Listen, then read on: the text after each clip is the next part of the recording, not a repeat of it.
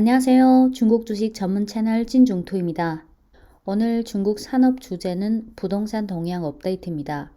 최근 중국 감독 당국의 발언, 중국 현지 기사, 중국 현지 증권사 코멘트 이렇게 세 가지 내용으로 구성했습니다.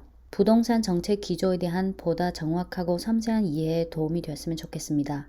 지금부터 음성만 들으시면 됩니다. 우선 감독 당국의 최근 발언입니다. 이강 이민은행장은 지난 10월 20일 G30 국제은행업 포럼 중 Q&A 시간에 헝다 관련 질문에 대해 이렇게 답했습니다.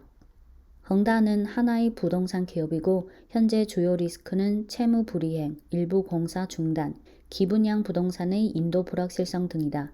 전반적으로 헝다 리스크는 개별 리스크다. 대응 조치에 있어서 하나는 헝다 리스크의 타 부동산 기업으로의 전염을 방지해야 하고 또 하나는 리스크가 금융 부문으로 전파되는 것을 방지해야 한다. 헝다의 부채는 약 3천억 달러, 그중 3분의 1은 금융부채로 채권자가 분산된 데다 담보물도 있어서 헝다 사건이 금융산업으로의 파급은 통제 가능하다. 헝다 사건에 대한 인민은행의 원칙은 법률 법규에서 규정한 상환 순서를 엄격히 따르고 채권자와 재상권자의 합법 권익을 충분히 존중 보호하는 것이다. 이 과정에서 특히 분양받은 소비자들의 합법 권익을 보호해야 한다. 인민은행은 법치의 원칙에 따라 모든 채권자와 이익 관련자의 정당 합법 권익이 공평한 대우를 받을 수 있도록 확보할 것이다. 전반적으로 리스크를 일정 범위 내로 통제해서 시스템적 리스크를 방지할 자신이 있다. 중앙정치국 위원 겸 국무원 부총리인 려오 흐어는 10월 20일부터 22일까지 열린 금융포럼에서 이렇게 말했습니다. 지금 부동산 시장에 개별 문제가 나타났지만 리스크는 전반적으로 통제 가능하고 합리적 자금 수요는 만족되고 있으며 부동산 시장 건강 발전이라는 총체적 태세는 변하지 않을 것이다. 이외에 은행보험감독관리위원회 소속 통계정보와 리스크 모니터링부 책임자인 려우중르이는 10월 21일 브리핑에서 이렇게 말했습니다. 은행보험감독관리위원회는 집은 거주하기 위한 것이지 투기를 위한 것이 아니다 라는 원칙을 확고부동하게 지키고 토지 가격 안정화, 부동산 가격 안정화, 기대치 안정화라는 목표를 둘러싸고 장기적 효과를 촉진하는 메커니즘을 단호히 관철해 부동산 시장의 평온하고 건강한 발전을 촉진할 것이다. 은행들로 하여금 부동산 개발 대출과 개인주택담보대출 관련 감독관리 요구를 구체화하고 인민은행의 부동산 대출 집중관리 제도 시행에 협조해서 부동산 대출 증가율이 안정 속에서 약간 둔화세로 가야 하게 해야 한다. 부동산 실수요자들의 대출 수요를 잘 보장해야 한다. 부동산 대출 시 선수금 비율과 금리 면에서 첫 주택 구매자에게 일정한 지원을 줘야 한다.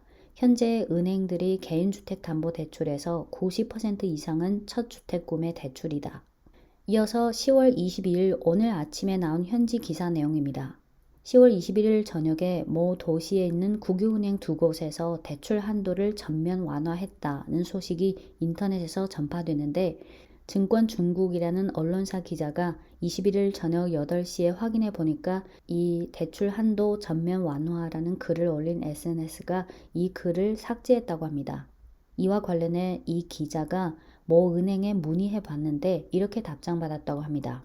대출 한도는 인터넷에서 떠도는 전면 완화 정도는 아닐 것이다. 세 개의 레드라인을 밟지 않고 리스크와 레버리지 통제를 잘하고 있는 부동산 개발 업체에 대해서는 은행에서 정상적으로 심사 승인해준다. 참고로 세 개 레드라인이라는 것은 인민은행과 주택건설부에서 부동산 기업의 대출을 제한하기 위해 2021년 1월 1일부터 시행한 정책인데요. 이 세 개 레드라인은 첫째는 선수금을 제외한 부채 비율이 70%를 넘어서서는 안 된다. 둘째는 순부채 비율이 100%를 넘어서는 안 된다. 셋째는 현금성 자산 대비 단기 부채 비율이 1배보다 크면 안 된다. 그 은행 직원은 이어서 이렇게 말했습니다. 예를 들어 광주시 모 대형 부동산 개발업체의 경우 비록 개별 프로젝트에서 문제가 나타났지만 기업의 전체적인 상황에는 영향이 없어서 대출이 정상적으로 나갔다.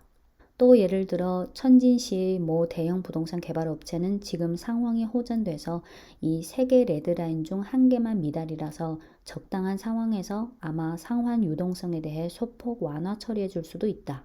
대출 한도 면에서 전에 리스크 통제가 비교적 엄격했기 때문에 지금 각 은행들은 한도가 비교적 충분할 것이다.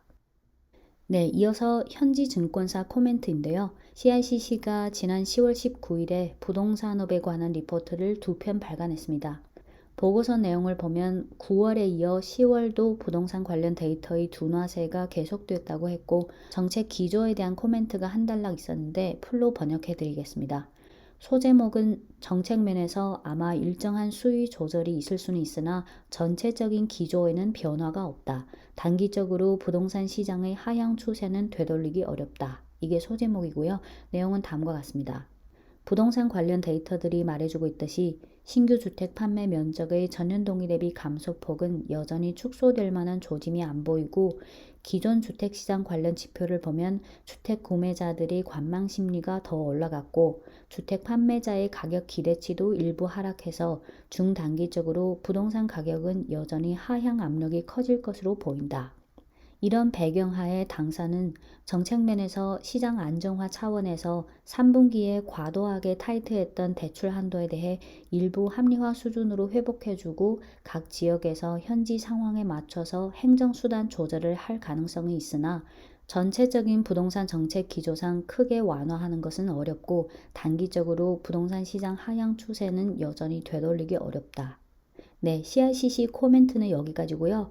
여기서 말하는 전체적인 부동산 정책 기조라는 것은 정부가 2016년 말에 집은 거주용이지 투기용이 아니다 라는 기조를 처음으로 공식 발표했고 그 후에도 매년 같은 내용을 강조해 왔는데 가장 최근에는 10월 15일 시진핑 당 총서기가 중국 공산당 이론지인 지오시에 게재한 공동부유 착실히 추진이라는 글에서도 집은 거주용이지 투기용이 아니다 라는 원칙을 재차 강조한 바 있습니다. 끝으로 중국 증시와 홍콩 증시 중 부동산 업종 지수 흐름을 한번 볼게요. 2004년 5년, 2007, 8, 9, 2014년 15년, 17, 18, 19, 20, 21.